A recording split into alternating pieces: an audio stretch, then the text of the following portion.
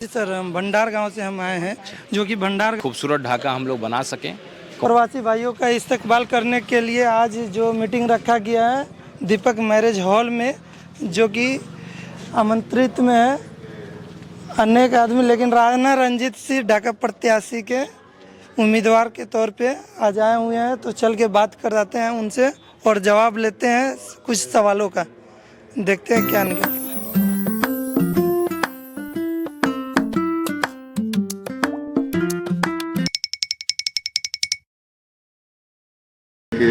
तो अभी मैं आ चुका हूँ राणा रंजीत साहब के साथ। तो देखिए जी, और मैं आपको राणा रंजीत साहब से रूबरू करा रहे हैं और इस पे आप लोगों को आमंत्रित किए हुए थे। तो कितनी संख्या में आप लोग जुट रहे हैं या आपसे फिर बातचीत करवाते हैं, कुछ बोलिए अपने। आज दावते पतंग में हम लोगों ने अपने तमाम ऐसे भाई जो मजबूरी में पलायन कर चुके हैं, मुंबई में, दिल्ली में, सूरत में, हैदराबाद में, कलकत्ता में, ऐसे तमाम भाइयों को हम लोगों ने बुलाया है। चूँकि वो त्यौहार के मौके से आज ढाका में उपस्थित रहते हैं मुहर्रम और बकरीद के बीच में।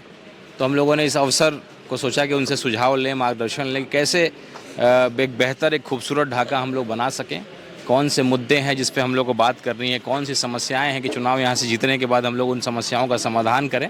तो ये सुझाव लेने के लिए अपने तमाम ऐसे मेरे भाई जो बाहर रहते हैं और पतंग के जो है वो दिल से चाहने वाले लोग हैं, तो ऐसे भाइयों से मिलने का एक मौका है और उनको चाय के और शाम के नाश्ते के दावत पे बुलाया है। तो आप देख लिए ये चीज़ें आप लोगों के लिए रखा गया है, तो आपको आगे भी बातचीत करवाएंगे। और एक चीज़ सर, भंडार गांव से हम आए हैं, जो कि भंडार गांव का आप भी उधर से जिटकैया गए होंगे तो कुछ नज़र आया होगा। मस्जिद से लेके भंडार चौक से लेकर ये सफाई के रास्ते में वो क्या बोलते हैं, लगभग 300 मीटर का आसपास का दूरिया जो बहुत ख़राब है।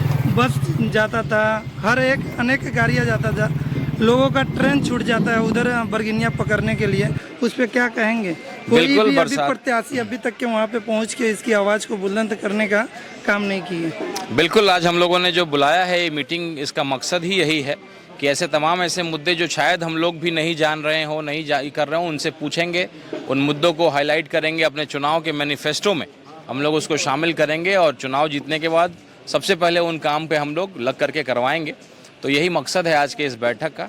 और भंडार की समस्या जो आपने बताई है, बिल्कुल सोशल मीडिया पे हम लोग को देखते रहते हैं, बरसात होता है तो क्या हालत हो जाता है, और जो जिन सड़क की आपने बात कही है, तो ऐसे तमाम मुद्दों को लेकर के एक इलेक्शन मैनिफेस्टो तैयार करना, यही हम लोग का मकसद है आज के बैठक। अच्छा, जैसे कि आप न्यूज़ के माध्यम से कोई यूट्यूबर, सोशल मीडिया का आप देख लेते हैं, अभी बताया कि हमने देखा है, उसी तरीके से अगर पवन जायसवाल भी देखते हैं मौजूदगी में, मतलब वो अभी प्रत्याशी भी बनेंगे और मतलब एमएलए भी है। तो वो बोलते हैं जिटकैया के एक पुल की प्रॉब्लम है, जो कि 2-3 मर्डर हो के वहाँ पे उपस्थित किया गया, पाया भी नहीं गया किधर का है वो नहीं है।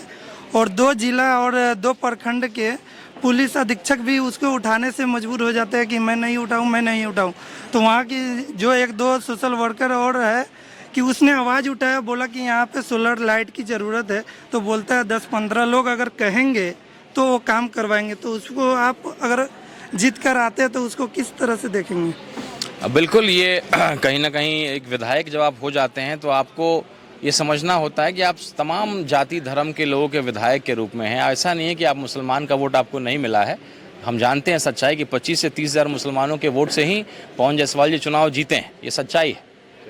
और कहीं ना कहीं जो हमारे आरजेडी के जो प्रत्याशी हुए थे, ये उनकी नाकाबिलियत है कि जहाँ 1.5 लाख मुसलमान है वहाँ आप चुनाव हार जाते हैं। अगर एक मुसलमान भी अगर आपको वोट दे दे तो आप चुनाव जीत जाते हैं, लेकिन कहीं ना कहीं आप उसको नहीं बांध कर पा रहे हैं, क्योंकि कहीं ना कहीं आप ज़मीन पे ऐसे मुद्दों की बात नहीं करते हैं। और पवन जी को जो है कोई कहेगा तब करेंगे, ये कहीं ना कहीं एक समझदार व्यक्ति का स्टेटमेंट नहीं है। अगर आपके संज्ञान में कोई मामला, कोई मसला आ गया, उस सड़क पे अगर हादसा हो रहा है, क्राइम हो रहा है, तो निश्चित रूप से वहाँ लाइट लगना चाहिए। कोई बताएगा, कोई आएगा। एक क्रिकेट मैच थोड़ी ना कि अपील करेंगे तभी आउट दीजिएगा। अगर आप एक अच्छे समझदार एक विधायक के रूप में हैं, जनप्रतिनिधि के रूप में हैं, कोई मामला अगर आ जाता है। हम ही लोग रात को एक बार कुहासा में जा रहे थे, देखा कि सड़क में वाइट लाइन नहीं था और उसकी वजह से एक्सीडेंट कर रहा था। तो जा करके अगले दिन हम लोगों ने खुद से उस वाइट लाइन को बनाया, चकिया के पास जो एक रास्ता है वहाँ पे। तो अगर मालूम चल जाता है तो जनप्रतिनिधि का दायित्व तो होता है कि उसका समस्या का समाधान करिए। तो इस तरह का जो है मानसिकता होना चाहिए किसी विधायक का।